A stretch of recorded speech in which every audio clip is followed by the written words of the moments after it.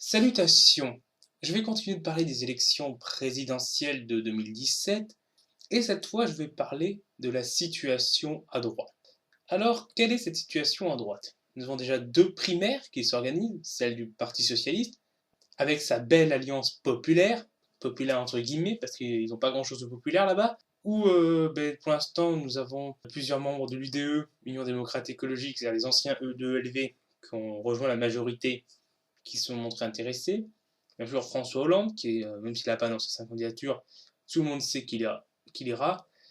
Et Gérard Filoche et Arnaud Montebourg se sont montrés intéressés. Pour l'instant, le PRG a annoncé qu'il n'y participait pas, mais connaissant le PRG, c'est sûrement pour faire monter les enchères pour les négociations, pour les élections législatives qui arriveront après. Parce que le PRG est un parti d'élus qui a donc besoin de conserver ses élus. Donc il veut négocier.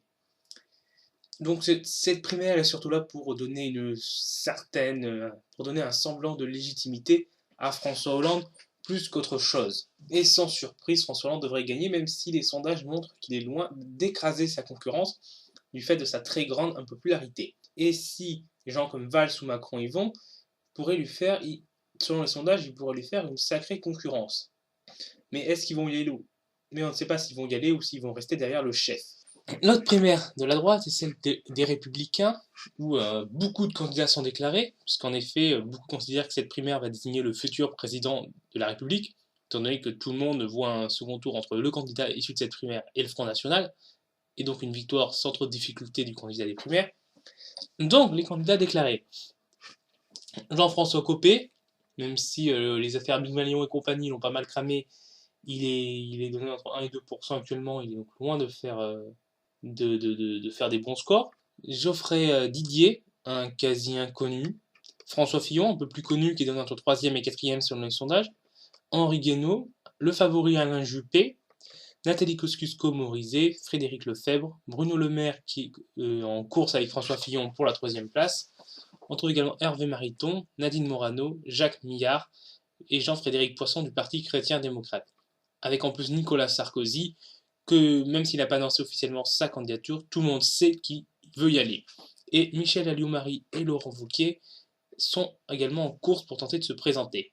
Selon les sondages, Juppé serait gagnant avec Sarkozy en 2e position et Sarkozy donc perdrait au second tour face à Alain Juppé dans la plupart des sondages. Ensuite, en dehors de ces primaires, d'autres candidats à droite sont déclarés. Déjà, Nicolas Dupont-Aignan pour Debout la République, qui ne va pas avoir de mal à avoir ses signatures, il les a eues en 2012 et depuis, il s'est quand même fait bien plus connaître et donc ne devrait pas avoir de problème. Il est donné actuellement entre 4 et 6% dans les sondages. Et Marine Le Pen, qui, avec les nombreux élus gagnés depuis 2012, n'aura aucun mal non plus à avoir les signatures et ne pourra pas jouer son éternel numéro de on n'arrive pas à avoir les signatures, ouin ouin. Même si, donc déjà, ces deux candidats iront. Ensuite, nous avons aussi une incertitude au niveau du centre droit, puisque en effet, l'UDI ne participe pas officiellement à la primaire, même si plusieurs membres de l'UDI soutiennent des candidats à la primaire, ce qui fait que des divisés. Jean-Christophe Lagarde, président de l'UDI, aimerait bien aller aux élections présidentielles. François Bayrou également, lui participe pas à la primaire, mais si Juppé gagne la primaire, il le soutiendra, sinon il se présentera. Et Jean Lassalle du Modem également souhaite se présenter, sachant que Jean Lassalle a passé quand même un certain temps à faire le tour de la France et donc à rencontrer de nombreux élus, et donc c'est sûrement constitué un réseau qui l'aidera à obtenir ses signatures.